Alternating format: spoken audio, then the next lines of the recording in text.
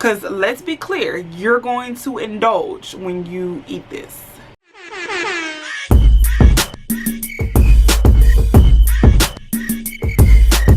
Hey y'all, welcome back to my channel, Bforeal. I am Britt. So first things first, be sure to subscribe, turn those notifications on so you do not miss any of my videos.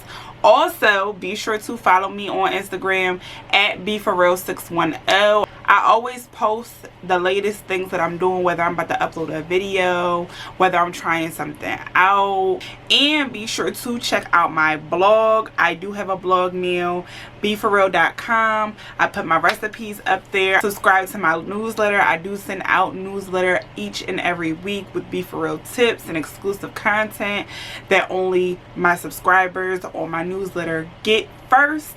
So yeah, it's a lot going on. It's a lot going on. So without further ado, let's get into these fries. So I don't know if it's like a East Coast thing or a Philly area thing. I don't feel like I've seen crab fries like this anywhere else. Correct me in the comments if I am wrong. But crab fries to us in the area I live in is like a street food delicacy, okay? Like, who got the best crab fries? Like, crab fries are a thing. And not just crab fries with Old Bay, but actual like lump crab, you know. That is the culture around here. So fun fact, I've never had crab fries before making them just now myself. I've never had crab fries. I know it's going to be people who watch this video that know me personally. They're going to be like, for real, you lying. Like, before? No, I really haven't. I know. But the good thing is I veganized it, and you know, like, what's up? What's up? These are amazing. Like, this is probably the easiest, tastiest, most indulgent thing I've made or came up with. Without further ado, I hope I did not talk too much, because y'all know I typically don't do intros, but we are going to go ahead and hop right into the video. So first things first, we are going to get our cheese sauce popping. Traditionally with crab fries, they are drizzled with a cheese sauce. So I'm going to go ahead and use 1 tablespoon of almond flour. You can use whatever flour you would like. Here I'm also going to use some unsweetened cashew milk. I don't know why I didn't just zoom the camera out, y'all, but y'all see I use silk cashew milk, okay? So I'm just going to stir in a little at a time, okay? We don't want no lumps, no bumps, no issues. We are just going to stir in a little at a time. Flick our wrist right up on this mixture. Get everything nice and combined.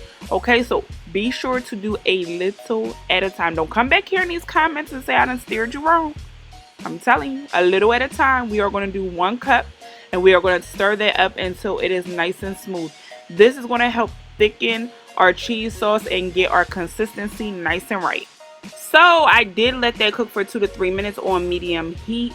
And next we're going to add in our cheese. I use the Chow creamy cheese. I will insert a picture because I no longer had the wrapper. Because real quick, let's just talk about how poor the packaging is. Like, I do want to go back and have another slice. Can I get a resealable package? Or like individually wrapped slices? I mean, come help me out. That's, I mean, in rent.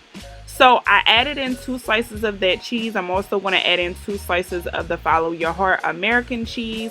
And I'm going to add in about a 4th cup of this Diet mozzarella cheese. We are going to cheese this up to the best of our ability. I know some people have a love-hate relationship with vegan cheese, but I am here to tell you that this is adequate. You know, it may not be the exact replica, but it is good. Okay, and that's all we want. We want good. So we are going to flick our wrist on this mixture right here. We are going to make sure that all the cheese melts down really nicely. Takes about 10 minutes. I do have this on medium high heat at this point to get everything melted down nicely. You should then begin to have something that looks like this. As you can see, the sauce is thickening up, looking nice and right. Keep in mind, there will be a full recipe in the description box below, so there'll be a link there to my website, so that way you guys can have the full recipe here. But to this, I am just going to season this up with some sea salt, We are going to use some onion powder, some garlic powder, some pepper, real mild seasonings, nothing too crazy. And if you wondering why my hands are ashy, the Rona. So once we have everything incorporated, this is the consistency that you should have. Don't worry, it actually will get thicker than this. So you're doing fine. If your sauce looks like this, you're doing a great job. Pat yourself on the back. So remove your cheese sauce from heat, set it aside. We are going to move on to more pressing matters, which is our mock crab. I am going to be using heart of palm. It is literally the heart of palm trees. You can find it in any well-stocked market. It's typically in the aisle next to the canned artichokes. That's where I always find mine. So I got mine from Walmart. If that helps anybody out there, I hope it does. So I am just going to go ahead and use a paper towel to press out some of the liquid from the heart of palm. It does tend to render a lot of water when you start to cook it, so I don't want the mock crab to be mushy. So I'm going to go ahead and use a paper towel just to press out some of that excess water.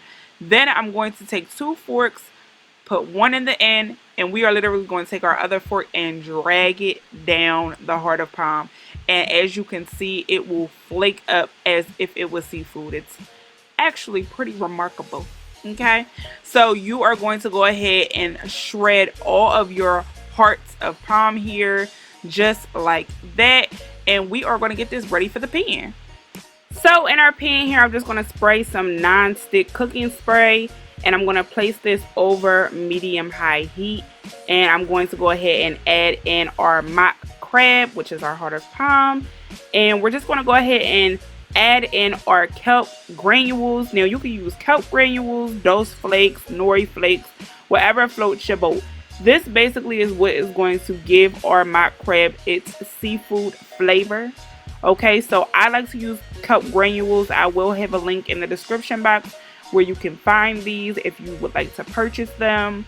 But anything as far as nori flakes, those flakes will do. Okay, so I'm gonna just do a little ancestor shimmy over our mock crab. This is not measured out. I'm just, you know, sprinkling it on like pepper.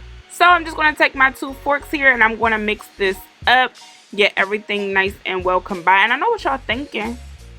Why you ain't just do this before you put it in the pan? The real answer to that question is, I don't know. I just decided to do it after I put it in the pan. So whatever floats your boat, you can season it before you put it in the pan. It's your choice. So I'm just going to go ahead and spread this out kind of like a pancake, just to make sure that all of our mock crab gets evenly cooked. So I'm just going to spread this all out, and I'm going to let this cook for about 2 to 3 minutes. I'm going to let it slightly brown, like very, very slightly. And I know what y'all thinking, sis. That does not look like mock crab. What are you doing? What was this, clickbait? Because that does not look appetizing. And just, you know, give me a second. I promise it just, you know, gets worse before it gets better. That's all. So after 2 to 3 minutes of unbotheredness, we are going to go ahead and take our spatula and just slice through that, just to go ahead and break that up. Make sure everything is cooking nicely and evenly, and it is. So we are going to get to my favorite part, seasoning. So we of course are throwing in our onion powder, garlic powder, Cajun seasoning. We're putting in some Old Bay. We getting this right. And I'm just going to go ahead and use my spatula to mix that all in. And y'all, look at this. Like, come on now. I told y'all. So I'm going to cook this down for about another 5 minutes or so, just until it is no longer moist, because as I stated, the heart of palm does render water when it cooks down. So once your mixture is relatively dry, then you know it is done. And now it is time to assemble our fries. So I just have some regular unseasoned fries that I cooked. Y'all can bake your fries, y'all can make your fries, whatever you would like to do. I just went ahead and put our crab mixture on top here, and we are going to dress this up with our cheese sauce. I'm going to get a nice drizzle on that. We're going to add in some Old Bay, get that parsley on there for the aesthetic, and boom, we are done. Vegan street crab fries. I don't know what you want to call them. Vegan crab fries. Child is vegan crab fries. So y'all, thanks so much for watching. I know y'all gonna be like, why you not eating this on camera? And it's because, you know, I just had a baby and I'm trying to watch what's going on down here, okay?